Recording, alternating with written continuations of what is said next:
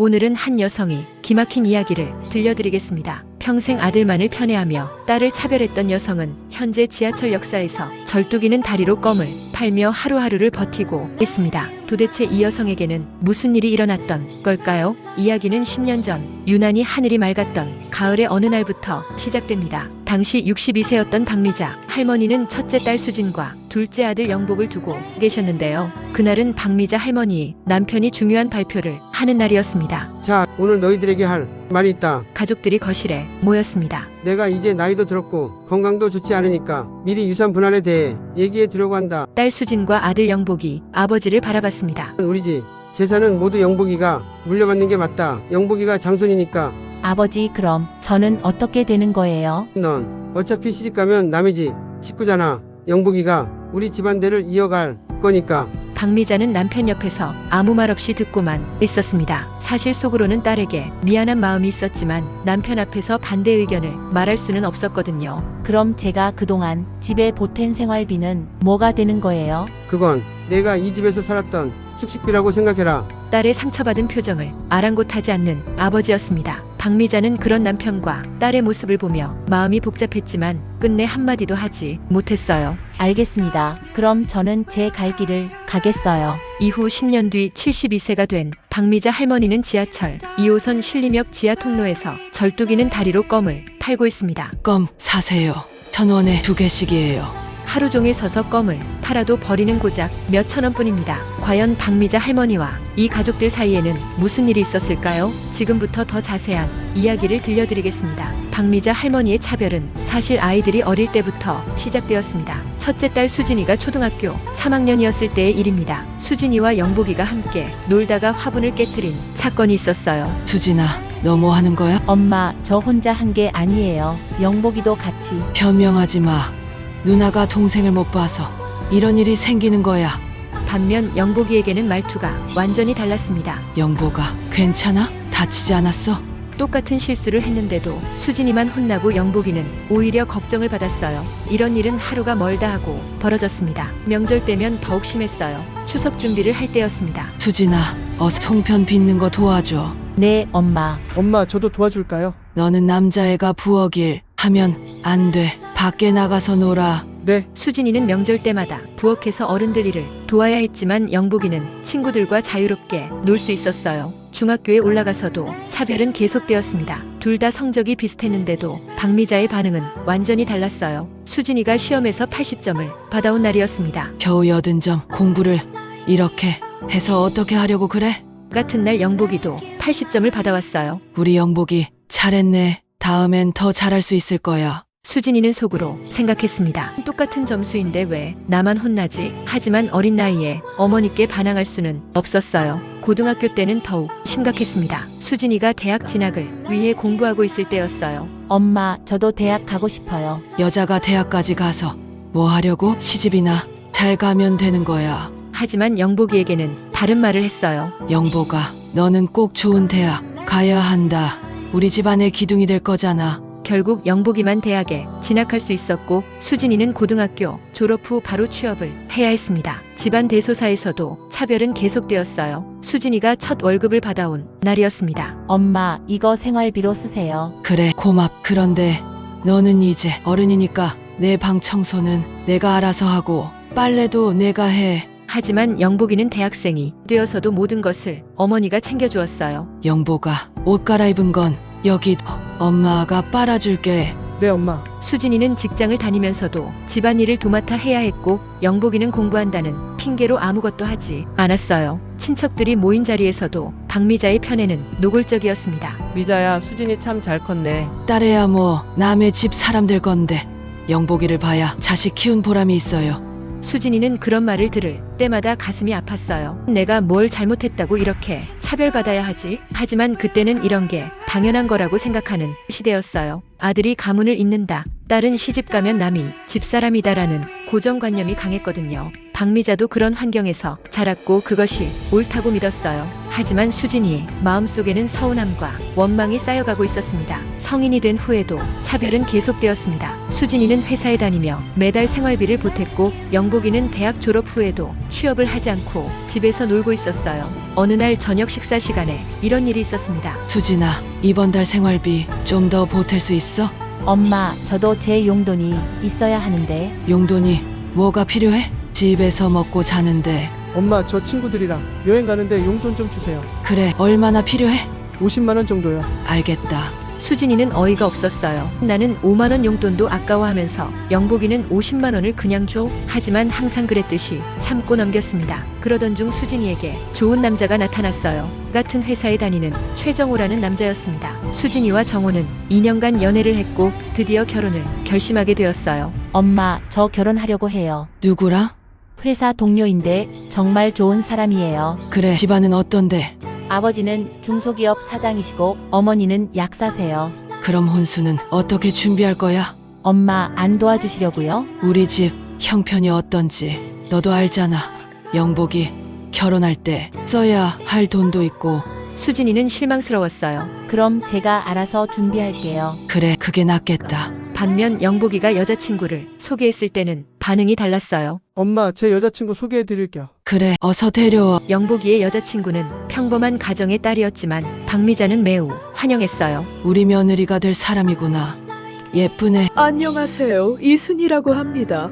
준이야, 편하게 있어. 엄마라고 불러도 돼. 수진이는 2년 동안 연애했는데도 한 번도 남자친구를 집에 초대하라는 말을 듣지 못했어요. 그런데 영복이는 사귄 지 몇 개월 만에 집에 데려왔고 어머니는 며느리 대접을 해주었어요. 수진이의 결혼 준비는 쉽지 않았습니다. 혼수를 마련하기 위해 적금을 깨고 대출까지 받아야 했어요. 엄마, 정말 조금만 도와주시면 안 될까요? 내가 도와줄 수 있는 게 뭐가 있어? 너도 이제 어른이잖아. 다른 집은 부모님이 많이 도와주시던데. 우리는 남들과 다르다고 했잖아. 영복이 결혼할 때 큰 돈이 들어갈 거야. 수진이는 그런 어머니의 말에 마음이 아팠어요. 드디어 운명의 그날이 왔습니다. 박미자의 남편이 재산 분할에 대해 발표하는 날이었어요. 이미 도입부에서 들으셨듯이 모든 재산은 영복이가 물려받는다고 했죠. 아버지, 그럼 저는 어떻게 되는 거예요? 넌 어차피 시집가면 남의 집 식구잖아. 수진, 그럼 제가 그동안 집에 보탠 생활비는 뭐가 되는 거예요?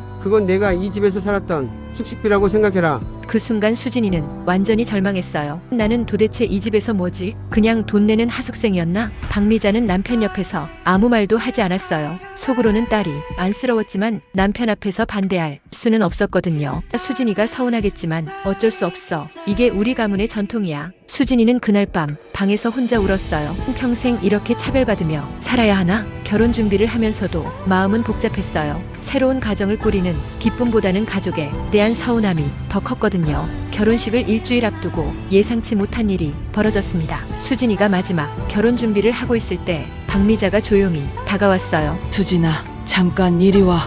네, 엄마. 박미자는 주변을 살펴보더니 봉투를 하나 꺼냈어요. 이거 가져가. 이게 뭐예요? 돈이야. 많지는 않지만 네가 새 살림 시작할 때 쓰라고. 수진이는 깜짝 놀랐어요. 엄마, 이거 어떻게 마련하셨어요? 그건 내가 알 필요 없어. 그냥 가져가. 사실 박미자는 수진이가 결혼을 염두에 두고 만나는 남자가 있다는 사실을 알고부터 몰래 돈을 모아왔어요. 가족들 몰래 파출부를 나가고 시장에서 장을 볼 때도 생활비를 한 푼 두 푼 아껴가며 마련한 돈이었어요. 2년간 모은 돈은 1,000만 원 정도였어요. 딸에게 한 푼이라도 더 주려고 남편 몰래 박미자는 악착같이 모았습니다. 그럼에도 박미자는 그 돈을 딸에게 건네주면서 차갑게 말했어요. 이 돈은 잘 갖고 있다가 네가 진짜 필요할 때 써. 남편한테는 알리지 말고. 여자는 남자 모르게 갖고 있는 돈도 있어야 해. 엄마, 그리고 이 일은 아버지한테 말하지 마. 알겠어? 박미자가 차갑게 말하는 이유는 자신이 지금껏 딸에게 했던 차별적인 행동들이 민망하고 미안했기 때문이었어요. 하지만 그런 마음을 직접적으로 표현하는 것은 자존심이 허락하지 않았죠. 박미자 이렇게라도 도와주면 수진이가 이해해주겠지. 수진이는 그 봉투를 받으며 복잡한 마음이었어요. 고마워요, 엄마. 됐다. 고맙다는 소리는 하지 마라. 그리고 돌아서며 덧붙였어요. 앞으로는 우리 집에 의지하지 말고 내 힘으로 살아가. 그 말은 정말 차갑게 들렸지만 수진이는 어머니의 진심을 조금은 느낄 수 있었어요. 드디어 결혼식 날이 되었습니다. 웨딩홀에는 많은 하객들이 모였어요. 정호의 가족들은 모두 밝은 표정으로 축하해 주었지만 박미자는 여전히 차가운 표정이었어요. 사돈 정말 예쁜 딸 주셔서 감사합니다. 잘 부탁드려요. 물론이죠. 우리 며느리 제가 많이 예뻐할게요. 걱정 마세요. 사돈. 감사합니다. 결혼식 내내 박미자는 미소 한 번 짓지 않았어요. 하객들이 축하한다고 다가와도 시큰둥했고 딸의 결혼식인데도 기뻐하는 기색이 전혀 없었어요. 수진이는 그런 어머니를 보며 마음이 아팠어요. 다른 집 어머니들은 딸 결혼식에서 눈물 흘리며 기뻐하던데 우리 엄마는 왜 이렇게 차가우시지? 웨딩 촬영을 할 때도 마찬가지였어요. 자, 가족 사진 찍겠습니다. 모든 가족이 모여서 사진을 찍는데 박미자만 굳은 표정이었어요. 어머니 좀 더 밝게 웃어주세요. 이게 제 웃는 얼굴이에요. 정호 가족들은 박미자의 차가운 태도에 당황했어요. 사돈이 좀 피곤하신가 보네요. 그런가 봐요. 하지만 박미자의 마음속은 복잡했어요. 수진이가 행복하게 살았으면 좋겠는데 그런데 왜 이렇게 마음이 편하지 않지? 결혼식이 끝나고 피로연이 시작되었는데 또 다른 문제가 생겼습니다. 영복이가 술에 취해서 정호 가족들 앞에서 불쾌한 말을 했어요. 매형 우리 누나 잘 부탁드려요. 근데 솔직히 말하면 우리 집은 아들 위주거든요. 네, 무슨 말씀이신지. 별 뜻은 없고요. 그냥 우리 집 재산은 제가 다 물려받을 거라서. 수진이는 그 말을 듣고 얼굴이 새하얗게 변했어요. 정호 가족들도 당황했습니다. 어머 그런 얘기를. 에이 뭐 어때요. 어차피 시집간 딸은 남이 집 사람이잖아요. 그 순간 수진이는 더 이상 참을 수 없었어요. 집에서도 모자라 시댁 식구가 다 모인 자리에서까지 수진을 무시하는 가족들에게 분노가 치밀어 올랐어요. 영보가 지금 뭐 하는 거야? 뭐 사실을 말한 건데 내 결혼식 날까지 이런 식으로 날 무시해야겠어. 누나도 알고 있던 일이잖아. 괜히 화내지 말고. 수진이는 화가 나서 온몸이 떨렸어요. 정호는 아내를 진정시키려고 했지만 이미 늦었어요. 엄마 저희 이만 가볼게요. 내 신혼여행 준비해야 해서요. 사실 수진이는 더 이상 이 자리에 있고 싶지 않았어요. 가족들의 차가운 태도와 동생의 모욕적인 말에 상처받았거든요. 장모님, 안녕히 계세요. 그래, 잘 가. 엄마 그동안 감사했어요. 그래. 수진이가 돌아서며 마지막으로 말했어요. 저희한테 앞으로 연락 안 하셔도 돼요. 저도 이제 남의 집 사람이니까. 무슨 소리야, 수진아.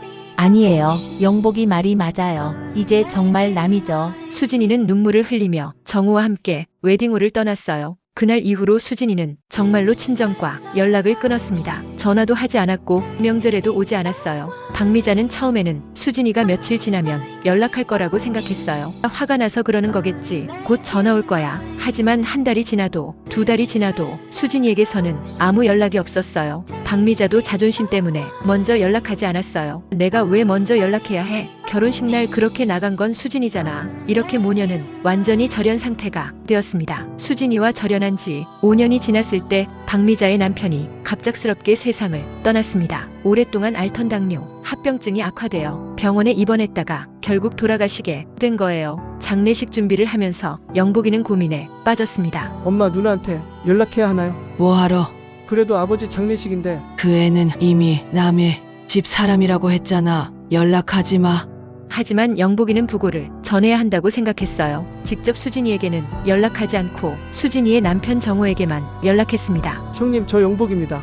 처남, 무슨 일이세요? 아버지가 돌아가셔서 연락드려요. 아. 아무리 요새 왕래 없이 지내도 부고는 전해야 할 것 같아서요. 네, 수진이한테 말해볼게요. 누나가 안 내게 하면 형님이라도 잠깐 얼굴 비추셔도. 정호는 당황했지만 그래도 장인어른의 부고는 수진이도 알아야 한다고 생각했어요. 장례식 날 정호는 혼자서 조문을 왔어요. 수진이는 끝까지 안 가겠다고 했습니다. 장모님, 저 왔습니다. 왔구나. 수진이가 많이 속상해해요. 정말 네, 오고 싶어 했는데 수진이가 지금 하고 있는 일이 워낙 바빠서. 됐네. 최서방만 와줘도 충분하네. 도와줘서 고마워. 정호는 더 이상 말할 수 없었어요. 장모 박미자의 단호한 태도 때문이었죠. 짧은 조문을 마치고 정호는 돌아갔어요. 장례를 치른 후 박미자는 영복이 가족과 함께 살게 되었습니다. 처음에는 괜찮았어요. 엄마 이제 저희랑 함께 사세요. 고맙다, 영보가.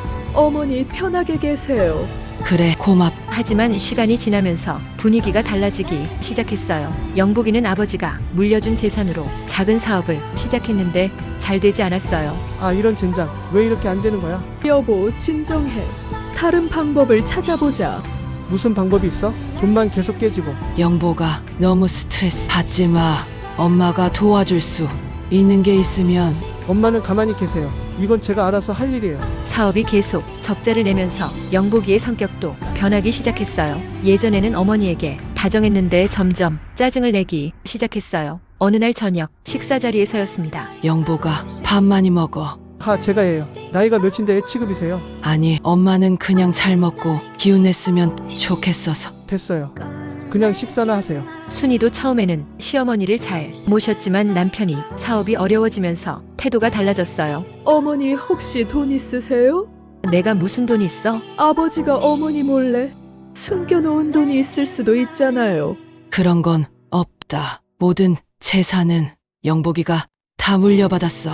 진짜 하나도 없나요? 진짜 없다. 내가 돈 있었음 진작 너희 도와줬지. 네. 며느리는 한숨을 푹 쉬었어요. 박미자는 며느리의 태도가 신경 쓰였습니다. 자신이 경제적 부담이 되는 것 같아 눈치도 보였죠. 점점 집안 분위기가 냉랭해졌습니다. 영복이의 사업은 계속 적자였고 순이는 생활비가 부족하다며 불만을 표했어요. 여보, 이렇게 살면 안 돼. 우리도 아이 낳고 키워야 하는데 그래서 어쩌라고? 어머니가 계시니까 집도 좁고 생활비도 더 들어가잖아. 그래서? 다른 방법을 생각해봐야 하지 않을까? 박미자는 며느리의 말을 다 들을 수 있었어요. 내가 짐이 되는구나. 어느 날 저녁 영복이가 어머니에게 다가와서 말했어요. 엄마 할 말이 있어요. 뭔데? 엄마 이제 혼자 사셔야 할 것 같아요. 무슨 소리야? 저도 제 가정이 있잖아요. 순이도 임신했고 그래서 어머니가 계시면 생활비도 많이 들고 집도 좁아요. 박미자는 믿을 수 없었어요. 영보가 너 지금 뭐 소리를 하는 거야? 죄송하지만 어머니가 나가주셨으면 좋겠어요. 네가 지금 나보고 이 집을 나가라는 거니? 네, 죄송하지만 어쩔 수 없어요. 순이도 옆에서 거들었어요. 어머니, 저희도 어렵다는 거 이해해 주세요. 순이야, 네가 어떻게? 어머니 혼자 사시는 게 어려우시면 형님한테 연락해 보시는 게 어떨까요? 뭐라고? 누나한테 가세요. 누나 형편도 괜찮다던데. 박미자는 어이가 없었어요. 너희들이 지금 뭔 소리를 하는 거야? 내가 평생 너희만 믿고 살았는데. 엄마 죄송해요. 하지만 저도 제 가족을 챙겨야 해요. 가족? 나는 너희 가족이 아니야? 그런 게 아니라 아니야, 알겠다. 내가 나갈게. 다음 날 박미자는 작은 가방 하나만 들고 집을 나왔어요. 영복이는 미안해하는 기색도 없었어요. 엄마 누나한테 꼭 연락하세요. 됐다. 내 일은 내가 알아서 해. 이렇게 박미자는 72세의 나이에 깔 곳도 없이 쫓겨나게 되었습니다. 박미자는 갈 곳이 없었습니다. 평생을 함께 살던 집에서 쫓겨난 후 작은 고시원을 구할 수밖에 없었어요. 한 달 보증금 30만 원과 월세 25만 원, 박미자가 가진 전 재산은 100만 원도 안 됐어요. 남편이 죽고 노후 자금으로 갖고 있던 얼마간의 돈도 전부 영복이 힘들다는 소리에 한 푼, 두 푼씩 전부 줘버렸기 때문이었습니다. 아저씨, 살아도 될까요? 할머니, 여기는 그런 데가 아니에요. 최소 3개월은 계약해야 해요. 그럼 어떻게 하죠? 보증금이랑 첫 달 월세만 내시면 돼요. 55만 원이요. 박미자는 가진 돈이 절반 이상을 내고 고시원에 들어갔습니다. 하지만 당장 다음 달 월세를 낼 돈도 없었어요. 어떻게 돈을 벌지? 72세의 나이에 일자리를 구하는 것은 어려운 일이었어요. 그때 지하철역에서 껌을 파는 할머니를 보게 되었습니다. 저것도 일이구나. 다음 날부터 박미자는 지하철 2호선 신림역 지하 통로에서 껌을 팔기 시작했어요. 껌 사세요. 1,000원에 2개예요.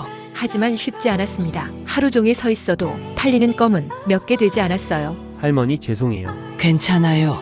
어떤 날은 하루 종일 서 있어도 3,000원밖에 벌지 못했어요. 월세 25만 원을 내려면 한 달에 적어도 30만 원은 벌어야 했는데 현실은 녹록하지 않았어요. 이렇게 살아야 하나? 더 힘든 건 절뚝이는 다리 때문에 오래 서 있기가 어려웠다는 거예요. 하지만 앉으면 껌이 더 안 팔렸어요. 다리야, 조금만 더 버텨줘. 점심도 제대로 먹지 못했어요. 편의점에서 김밥 하나 사 먹는 것도 아까웠거든요. 수진이한테 연락해볼까? 하지만 금세 마음을 바꿨어요. 안 돼. 내가 그렇게 모질게 대했는데 어떻게 도움을 청해? 자존심도 문제였어요. 10년 동안 연락 한 번 하지 않았는데 어려워졌다고 연락하는 게 부끄러웠어요. 내가 잘못 살았구나. 수진이에게 그렇게 했으니까 이런 벌을 받는 거야. 매일매일이 고통의 연속이었어요. 새벽 6시에 일어나서 지하철역으로 가서 밤 10시까지 껌을 팔고 고시원으로 돌아와서 라면 하나로 저녁을 때우는 생활이 반복되었어요. 껌 사세요.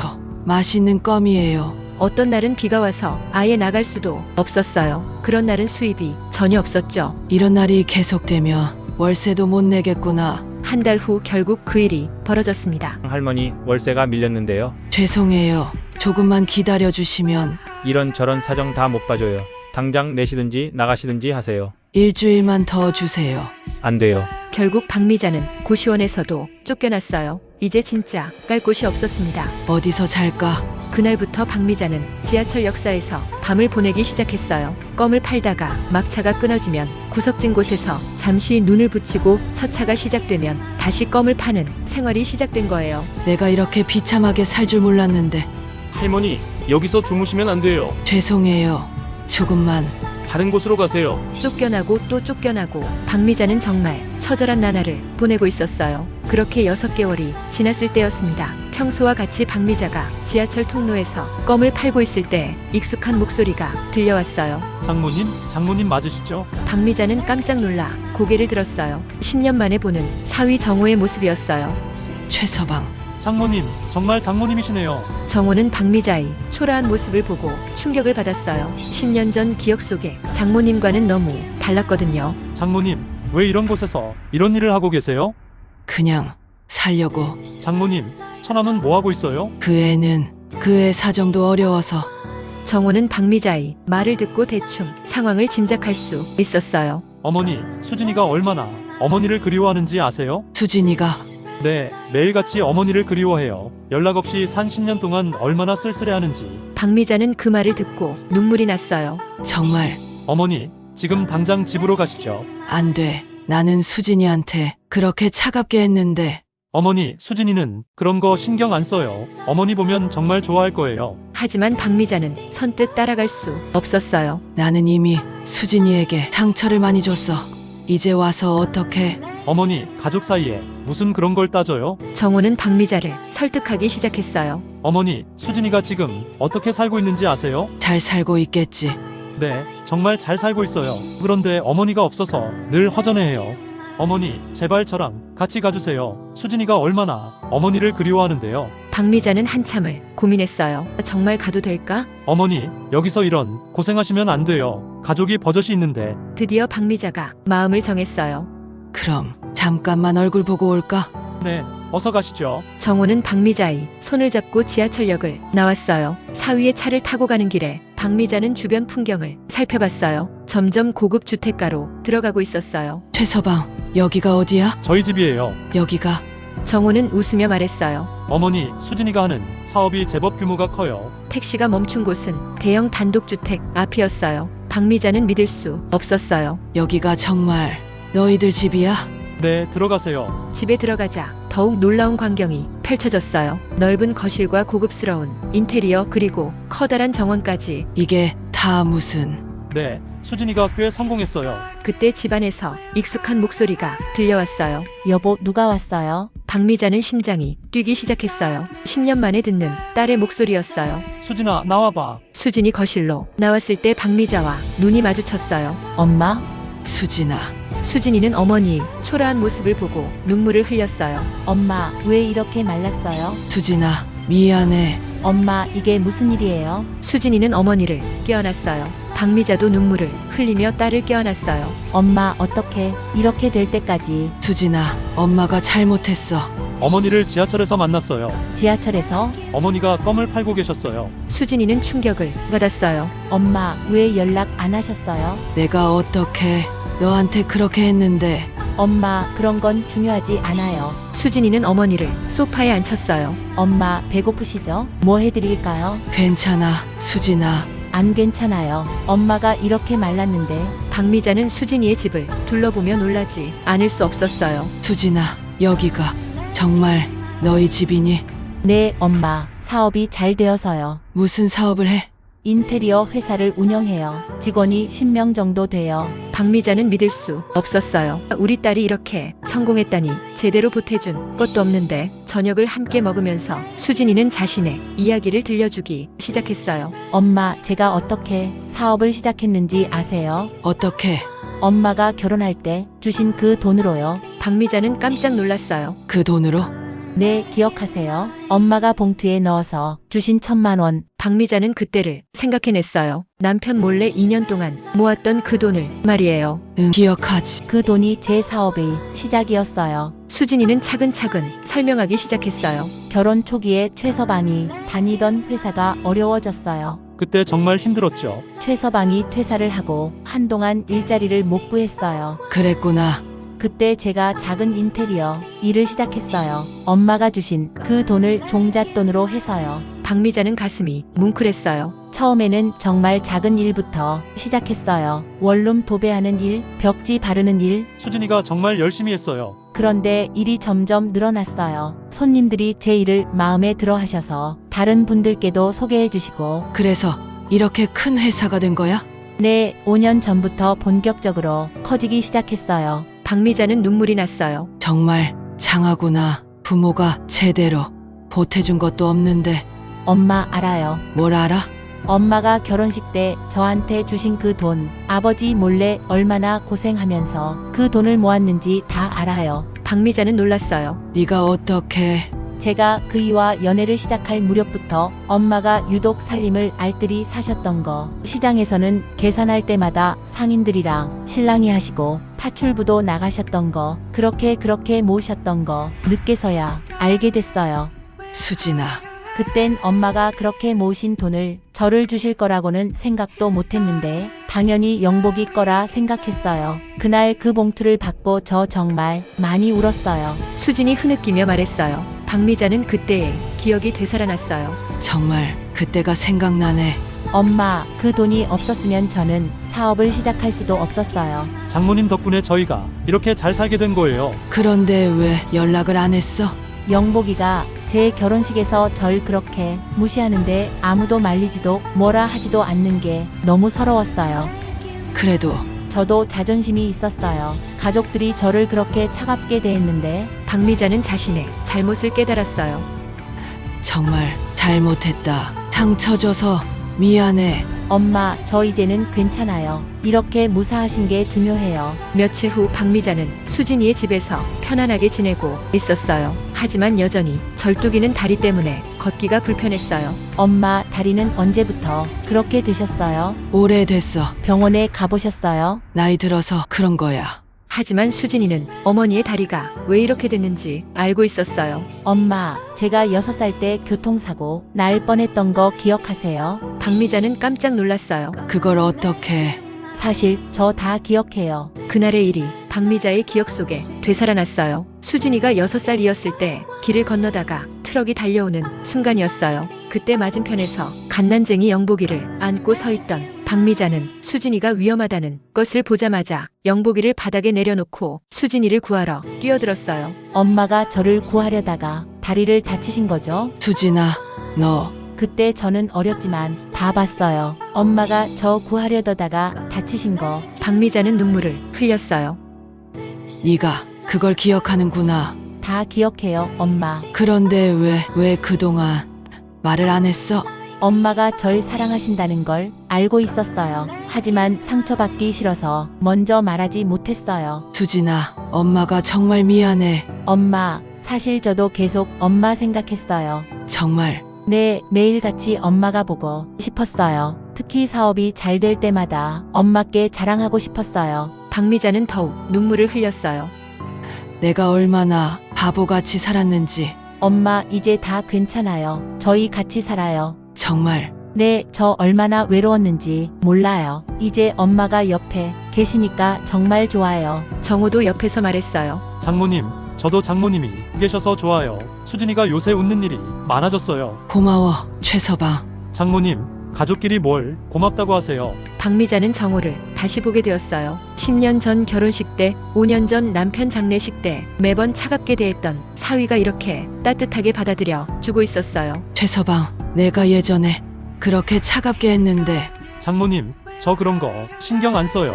수진이 어머니시면 제 어머니나 다름없어요. 그날 밤 수진이와 박미자는 오랜만에 둘이서 대화를 나누었어요. 엄마, 정말 많이 보고 싶었어요. 나도 그래, 수진아. 엄마, 왜 그렇게 저한테만 차갑게 하셨어요? 박미자는 한참을 생각한 후 말했어요. 내가 어릴 때부터 그렇게 보고 자라서 아들이 우선이고 딸은 시집가면 남의 집 사람이라고. 그래도 하지만 정말 속마음은 달랐어. 우리 맏딸 내가 챙겨주고 싶었어. 박미자의 눈에 눈물이 고였어요. 그리고 오랫동안 묻어두었던 이야기를 꺼내기 시작했습니다. 수진아, 엄마가 어떻게 살아왔는지 너는 알고 있니? 엄마, 너를 낳고 영복이가 태어나기 전까지 그 사이에 아기를 2번이나 잃었단다. 수진이는 깜짝 놀랐어요. 엄마, 그런 일이. 그때마다 시어머니가 네 할머니가 얼마나 나를 들볶았는지. 박미자는 옛날 기억을 떠올렸습니다. 30년 전 박미자가 26세였을 때 이년아, 또 애를 못 지켰어? 뱃속에 있는 애도 제대로 못 지키는 년이 무슨 며느리야? 당시 수진이는 2살이었고 박미자는 2번째 유산 후 몸과 마음이 모두 지쳐 있었어요. 어머니 죄송합니다. 죄송하긴 아들 하나는 낳아야 우리 집에서 며느리 대접을 받는 거야. 딸년 하나 낳아놓고서는 며느리 대우 받을 생각하지 말아라. 그때 어린 수진이가 아픈 엄마를 위해 다가왔어요. 엄마 아파요? 너는 가만 있어. 딸년이 뭘 안다고. 박미자는 아픈 몸을 이끌고 수진이를 감쌌어요. 수진아, 괜찮아. 엄마는 괜찮아. 아이고 보기 좋네. 모녀간에 똑 닮아가지고 내 속 뒤집는 데는 타고났네. 타고났어. 박미자는 시어머니의 구박을 받으면서도 수진이만은 보호하려고 했어요. 어머니, 수진이는 잘못이 없잖아요. 이년아, 아들 낳기 전까지는 입 다물고 있어. 뭘 잘했다고 따박따박 말대꾸야. 그 시절 박미자는 매일같이 구박을 받았어요. 밥상에서도 청소를 할 때도 빨래를 할 때도. 이년아, 밥도 제대로 못해. 이렇게 꼬들밥을 누가 먹어? 죄송합니다. 다시 하겠습니다. 다시는 무슨 살 아까운 줄도 모르고 이년이. 그런 시어머니의 구박 속에서도 박미자는 수진이만큼은 지켜주려고 했어요. 어느 날 시어머니가 수진이를 혼내려고 할 때였어요. 이년아, 왜 이렇게 말을 안 들어? 어머니, 수진이는 아직 어려서 그래요. 어려서? 어릴 때부터 예의를 가르쳐야지. 제가 잘 가르치겠습니다. 박미자는 수진이를 안고 방으로 들어가서 달래주었어요. 수진아, 할머니 많이 무서웠지? 엄마, 왜 할머니는 수진이한테 맨날 화내요? 할머니는 우리 수진이를 사랑해서 그래. 수진이 훌륭한 사람 되라고 그러시는 거야. 과거를 회상하며 박미자가 말했습니다. 그때까지만 해도 수진이, 너는 엄마가 모진 시집살이를 견딜 수 있게 해준 소중한 보물이었어. 수진이는 어린 시절의 기억들이 되살아났어요. 엄마, 저 기억해요. 엄마가 저를 감싸주셨던 것. 정말 내 할머니가 저를 혼낼 때마다 엄마가 앞에 서서 막아주셨던 거. 박미자의 눈에서 눈물이 흘렀어요. 그런데 영복이를 낳고 나서 모든 게 변하기 시작했지. 박미자는 영복이 태어나던 때를 생각했어요. 영복이를 낳은 후 아이고 우리 며느리 정말 고생했어. 드디어 아들을 낳았구나. 네, 어머니. 이제야 네가 진정한 우리 집 며느리가 됐구나. 그동안 고생 많았어. 갑자기 달라진 시어머니의 태도였어요. 아가 이제 몸 조리 잘하고 우리 장손 잘 키워야 해. 네, 어머니. 우리 장손 영복이 아이고 그 녀석 늠름하네. 그때부터 가족들의 관심은 모두 영복이에게 쏠렸어요. 우리 영복이 정말 잘생겼네. 역시 우리 집 장손이야. 7살 수진이가 영복이를 보며 말했어요. 엄마, 동생 귀여워요. 하지만 시어머니는 수진이를 밀쳐냈어요. 너는 저리 가 있어. 동생 건드리지 말고. 박미자는 그런 상황이 마음 아팠지만 영복이를 낳은 후 달라진 가족들의 태도에 본인도 점점 변해갔어요. 아가 이제부터는 영복이 교육에 신경 써야 해. 우리 영복이 장차 큰일 할 건데 어릴 때부터 제대로 키워야지. 네, 어머니. 그리고 남자는 부엌에 들어가는 거 아니다. 저번에 보니까 영복이가 부엌에 들어가 있더만. 그건 영복이가 옹심이 만드는 거 보고 싶다고. 됐다. 여러 말 말고 영복이는 부엌에 들이지 마. 수진이가 도와주게 해. 나중에 시집 가려면 살림 미리 배워야지. 박미자도 시어머니의 말에 서서히 동조하게 되었어요. 그동안의 구박에서 벗어나고 싶었고 인정받고 싶었거든요. 박미자가 옛 기억을 떠올리며 씁쓸하게 말했어요. 그때부터 너한테 정말 잘못했지. 영복이를 더 챙기고 너한테는 점점 소홀했지. 엄마, 수진아, 엄마가 얼마나 바보였는지 너를 그렇게 차별하면서도 정작 마음 한구석에서는 늘 미안했어. 수진이는 눈물을 흘리며 말했어요. 엄마, 저도 다 알고 있었어요. 뭐? 엄마가 얼마나 힘든 시집살이를 하셨는지, 영복이 낳기 전까지 할머니한테 얼마나 구박 받으셨는지. 너가 그걸 알고 있었어?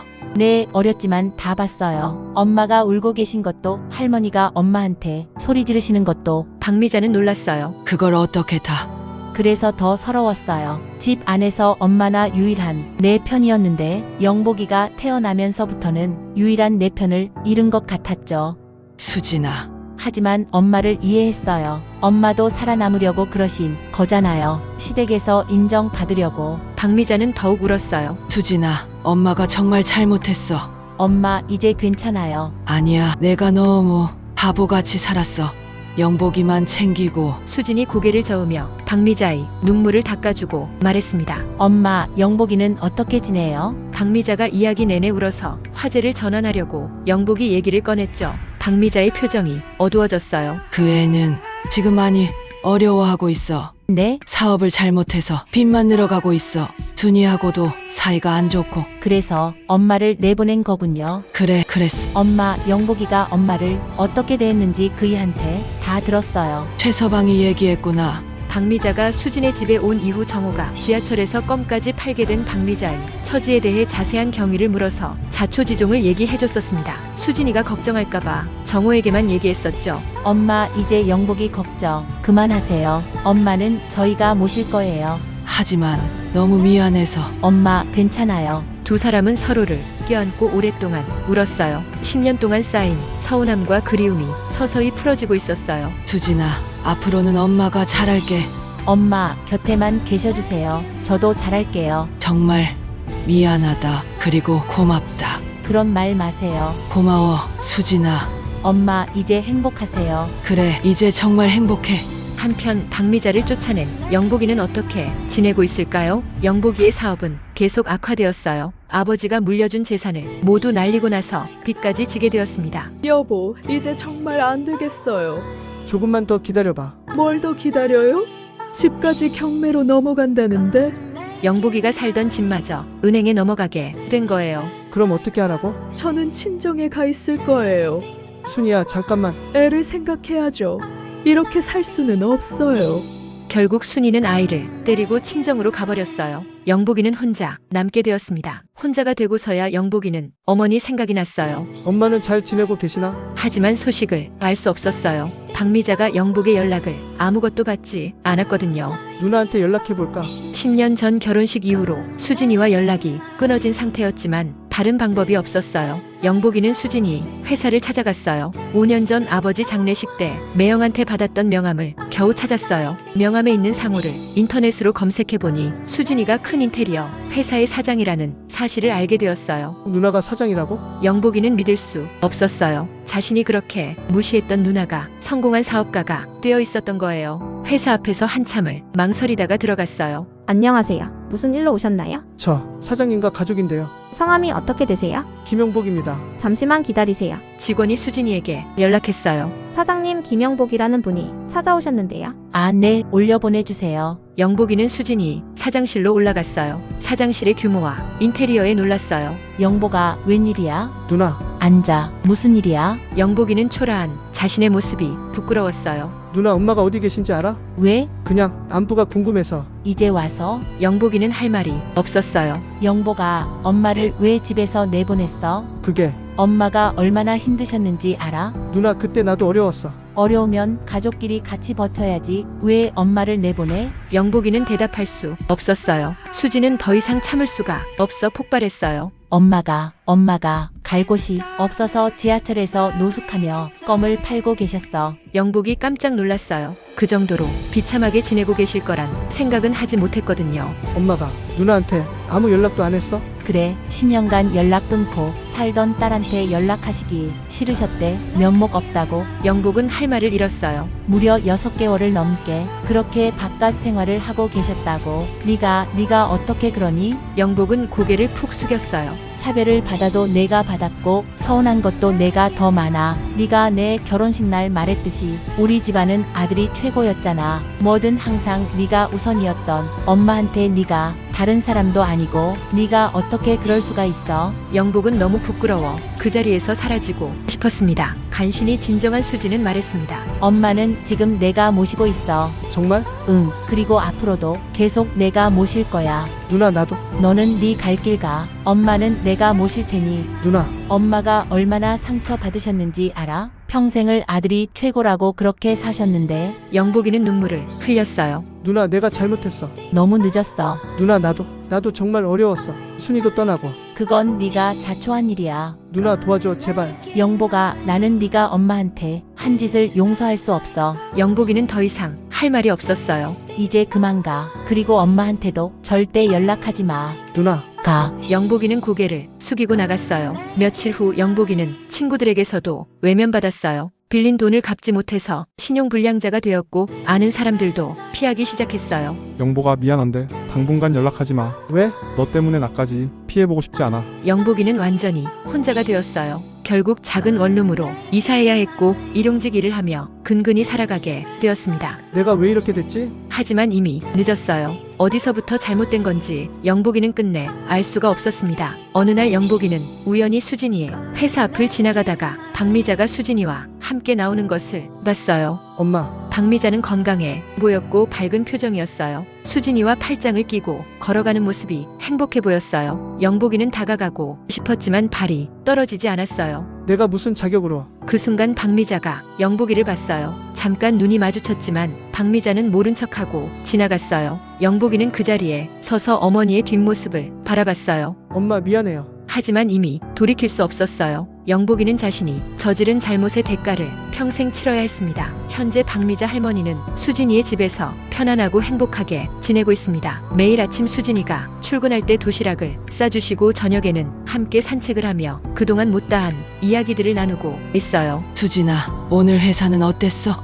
엄마, 새로운 계약 하나 성사됐어요. 우리 딸 정말 대단하다. 엄마가 응원해주신 덕분이에요. 이제는 서로를 자랑스러워하고 아끼는 진짜 모녀가 되었어요. 정호도 단순한 장모님과 사위 사이가 아닌 진짜 가족이 되어 함께 행복하게 살고 있습니다. 어머니, 내일 같이 병원 가서 다리 검사 받으실까요? 고마워, 최서방. 자네가 있어서 든든해. 수진이는 가끔 영복이 걱정도 하지만 더 이상 연락하지는 않습니다. 각자의 선택에 따른 결과는 각자가 책임져야 한다는 걸 깨달았거든요. 박미자 할머니의 이야기를 통해 우리는 많은 것을 생각해 볼 수 있었습니다. 진정한 가족의 의미, 편견과 차별의 위험성, 진심의 소중함, 소통의 중요성, 그리고 희망의 메시지까지. 여러분의 가족은 어떠신가요? 혹시 박미자 할머니처럼 편견 때문에 소중한 가족을 소홀히 하고 있지는 않으신가요? 아니면 수진이처럼 상처받기 싫어서 먼저 다가가지 못하고 있지는 않으신가요? 가족이라는 이름으로